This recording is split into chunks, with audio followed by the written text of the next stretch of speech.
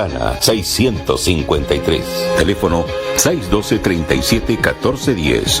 www.greenhillcollege.cl.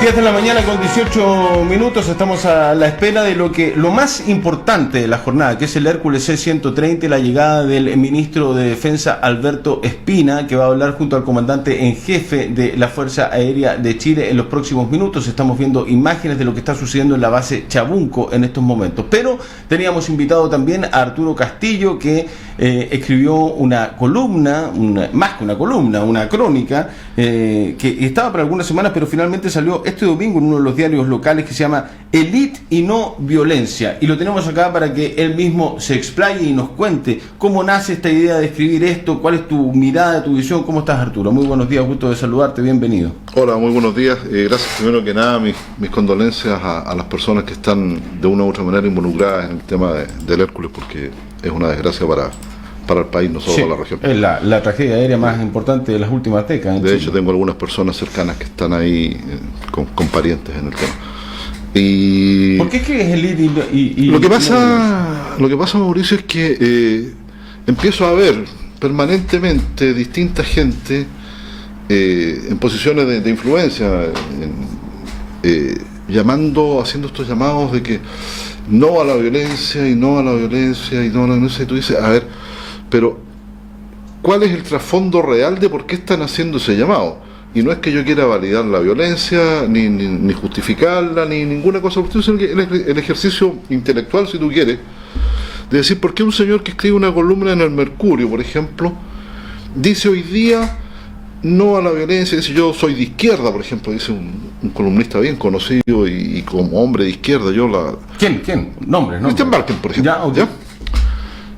Bueno, y el señor Barken, ¿dónde estaba? Aparte de escribir cosas muy melosas algunas y que en general trata de no quedar mal con nadie, esa es mi impresión que tengo, a pesar de que tiene cosas muy valiosas. El arte de pensar, partiendo por eso. La belleza de pensar, claro. Es que se tres nombres distintos. Bueno, sí, pero eso. Pero a ver, el intelectual tiene las herramientas como para haber previsto esto. Y de hecho sale un amigo publicó el otro día una cita de un profesor mío cuando estaba estudiando Derecho en la Universidad Católica, el profesor Gonzalo Vial, que después fue ministro de Educación, que le consultan a él en la revista Capital. Parece que es un diálogo entre varios historiadores y uno le dice, bueno, nosotros como historiadores no podemos prever el futuro, y lo que Vial contesta, le dice, no, porque le pregunta, ¿cómo ves lo que viene? Y él dice, yo veo que la cosa viene mal. Si no cambiamos la educación, si no cambiamos la distribución de la riqueza, si no hacemos todos estos cambios, esto va a terminar en un estallido. Y eso lo dijo hace 15 años atrás. Entonces, que un intelectual me venga ahora a decir no a la violencia, cuando no dijo nada, teniendo las herramientas, habiendo pasado por los mejores colegios, por mejores universidades, que yo me di cuenta que esto iba a pasar el año 92. Porque cuando tú ves que la cosa va para un lado, si no produces cambios, vas a terminar a donde ese camino te lleva. Si tú no puedes terminar en Arica si agarras el camino a Puerto Montt, partiendo de Santiago, digamos. O sea, mientras, como los globos, ¿no? Si le siguen... bueno, si le das la vuelta completa y nos ponemos... No, pero el globo en algún momento va a reventar si le siguen metiendo aire, ¿no? Exactamente. Entonces, cuando los intelectuales estos o las personas... Para mí es un ejercicio para quedar bien con la gente, para quedar bien con la galería y validarse con los pares. Mira, este fulano no está con la violencia. Nadie está con la violencia con dos dedos de frente. O sea, estás tratando de entender por qué han habido o por qué hubo y siguen habiendo hechos de violencia en las calles. Entonces, pero ellos no entran en ese ejercicio. Dicen, no a la violencia. ¿Y qué hiciste tú como intelectual que fuiste en los mejores colegios, a las mejores universidades, que a lo mejor hasta hiciste posgrado en el extranjero, que tienes todas las herramientas que tenía don Gonzalo Vial para decir lo que dice hace 15 años atrás? Falleció, de hecho, Gonzalo. ¿Ya? No hiciste nada. O sea, tú eres responsable de la violencia que hay hoy día y que estás rechazando. Porque si teniendo las herramientas y pudiendo decir, ojo, vamos a terminar en violencia, no hiciste nada, eres como acuñó el término el presidente de la República, cómplice pasivo de eso, de esa violencia que ahora te asombra. Ahora dices no a la violencia. Hubo una serie que la debieran ver toda la gente, que se llamó El Reemplazante, una serie de televisión. Sí, claro. Sí. Donde tú ves la pobreza dura que hay en este país. Fíjate que seguí reflexionando, y perdona que esa es la explicación de por qué escribí el artículo, que es tu pregunta. Y eso me llevó a otra cosa, el tema de la libertad de expresión. Tú te estás expresando, eres periodista, yo tengo otras funciones y me expreso de esta manera, y uno se expresa en función de la educación que recibió, del entorno que tuviste, de los padres que tuviste. O sea, tú te expresas tanto como verbalmente, como estamos haciendo ahora, como con tus acciones, en función de lo que la sociedad te entregó. Sí. Yo soy un producto, soy un constructo social. Claro, del entorno, de la familia, claro, del colegio, los compañeros. Como decía etcétera. Ortega y Gasset, ¿no es cierto? Uno es uno y sus circunstancias. Sí. Entonces, si este país, nuestro país, le ha entregado esa circunstancia, el tipo que está expresando violencia es porque lo que aprendió es eso, no le entregamos otra cosa. Lo conversaba recién con alguien, pretendemos que después de 30 años de destruirla, o más que destruimos la educación pública, que hay barrios donde sabidamente la policía no entra por distintas razones, campea el delito, campea la droga, tenemos generaciones, por lo menos 3 criadas en ese ambiente, y cuando se produce el estallido social, nosotros pretendemos que esa gente, que eso es lo que aprendió, se exprese como si hubiera ido al verbo divino. ¿De qué estamos hablando? O sea, tenemos que entrar a comprender los procesos si queremos solucionarlos. No basta el eslogan. Claro, y que la sociedad está dividida en tantos sectores, ¿no? Claro. Y en tantos niveles, tanto de educación, socioeconómico, etcétera, etcétera, un largo etcétera.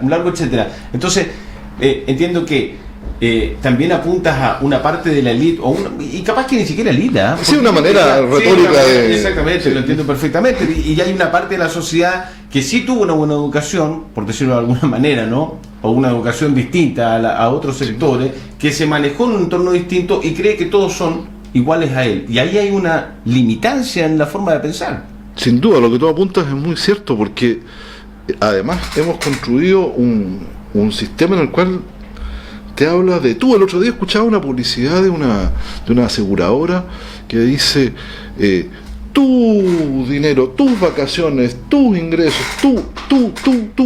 O sea, mírate el ombligo.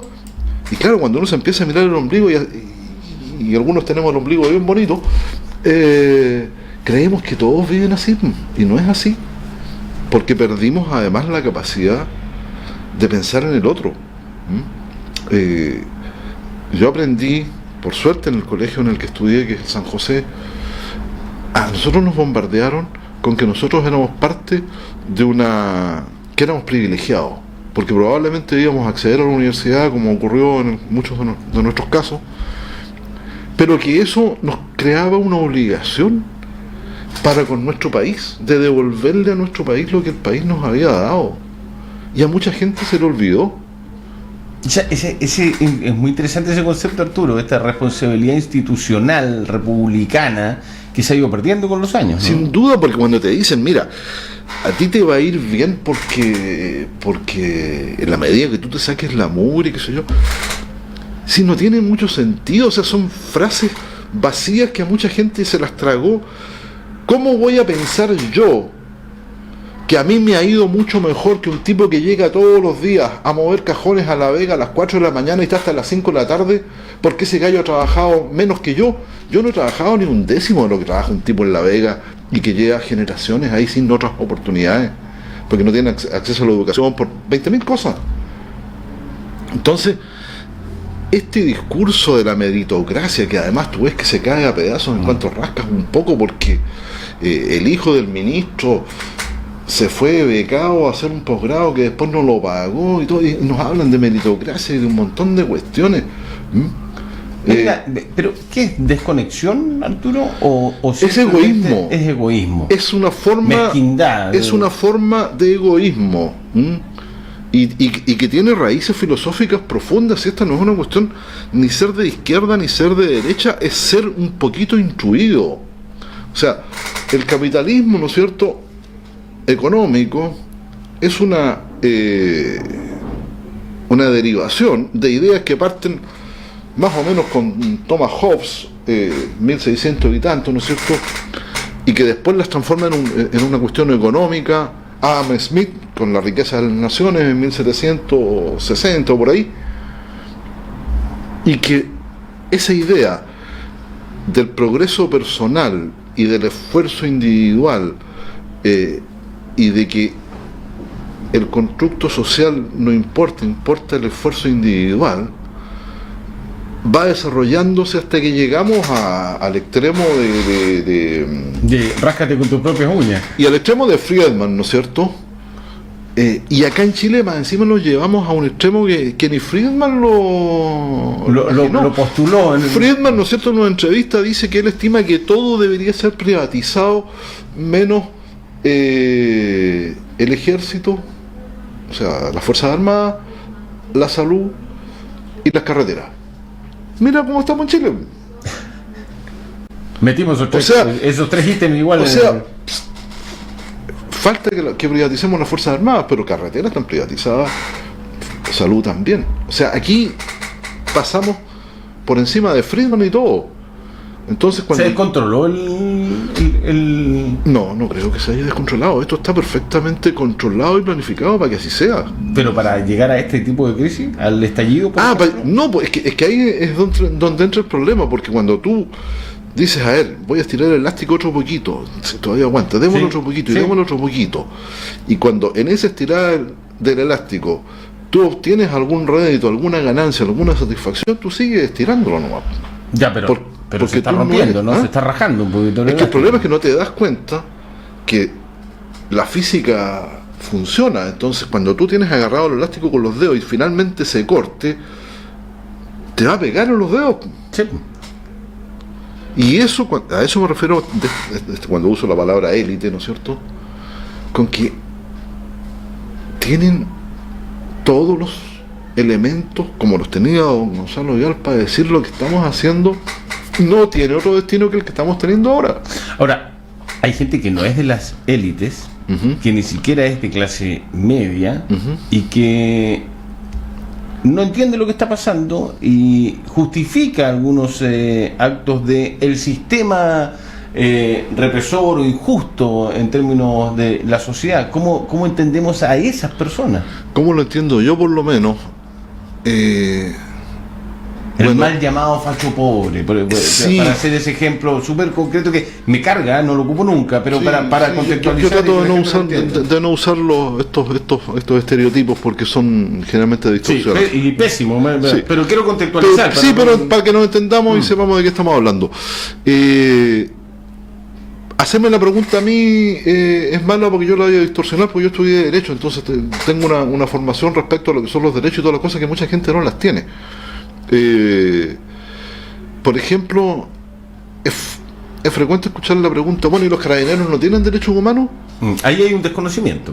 Lamentablemente, para todos los que nos están viendo y nos están escuchando, no, los carabineros cuando están en funciones no tienen derechos humanos. No, son representantes del Estado. Claro, porque el concepto de violación de derechos humanos es que solamente pueden ser violados por los agentes del Estado, porque los agentes del Estado justamente están para proteger los derechos humanos de la ciudadanía y se le entregan. Distinto es si un carabinero va como civil, como le pasó a una carabinera. Sí, pasó hace 20 días, Arturo. Sí. A esa carabinera como ciudadana, el INDH hizo le violaron sus derechos humanos, porque tanto ciudadano tiene protección de los derechos humanos. ¿Y quiénes tienen que protegerlos? Justamente los que los están violando. Sí. Entonces, para los que no entiendan ese concepto, ojalá que lo puedan entender ahora sí fácilmente. Entonces, volviendo a tu pregunta, ¿qué es lo que lo explica que llevamos? Nosotros somos un poco contacuentos y nos creemos un poco varias cosas. Un tiempo atrás nos creíamos los jaguares de Latinoamérica, ¿te acuerdas? 20 días antes del estallido social. Y antes alguien dijo, somos... Los ingleses de Latinoamérica. Claro, la bandera más bonita, el himno más... y alguien tuvo el tino de decir, somos un gran país en un mal barrio, una cosa por el estilo. O sea, ya estábamos mirando poco menos que había sido una mala pata del destino que Chile quedó ubicado aquí y no en Escandinavia.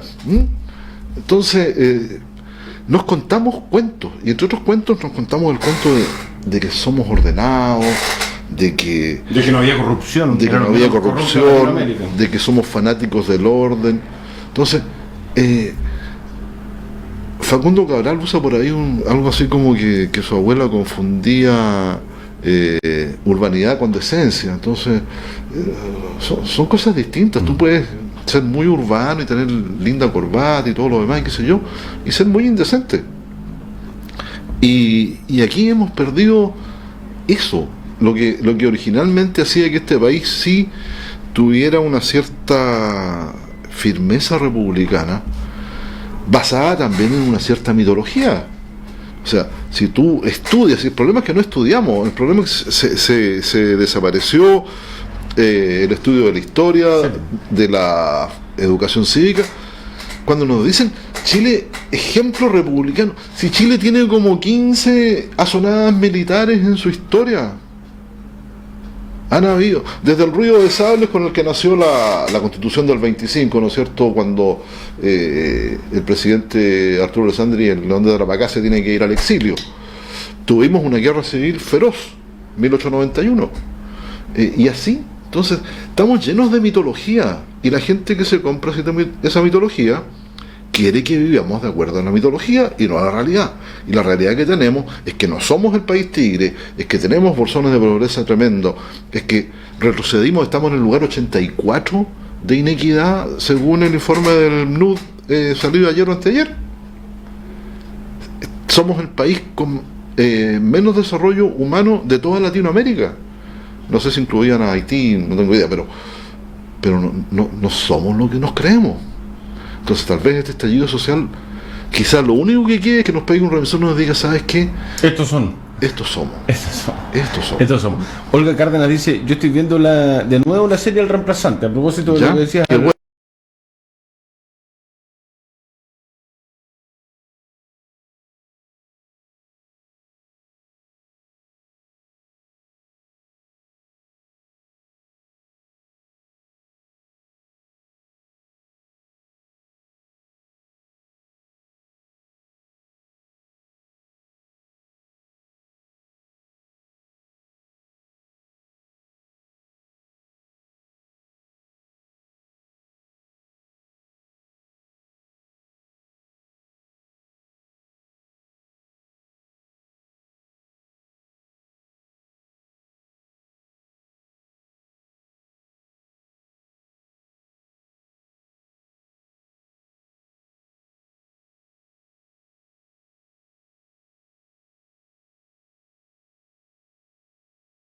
Me comprometo públicamente a que vengas la próxima semana, en alguno de los días de la próxima semana o de la subsiguiente, porque nos quedan un par de semanas de programa, para conversar más tranquilo ya.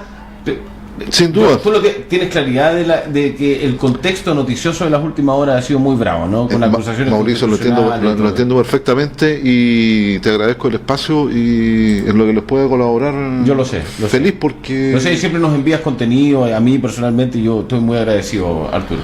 Y te felicito porque creo que tu programa es de los que valen la pena acá en la región, sin perjuicio de otros. Te lo agradezco mucho. Un gran abrazo, Arturo. Gracias por la invitación. No, gracias por venir, por favor.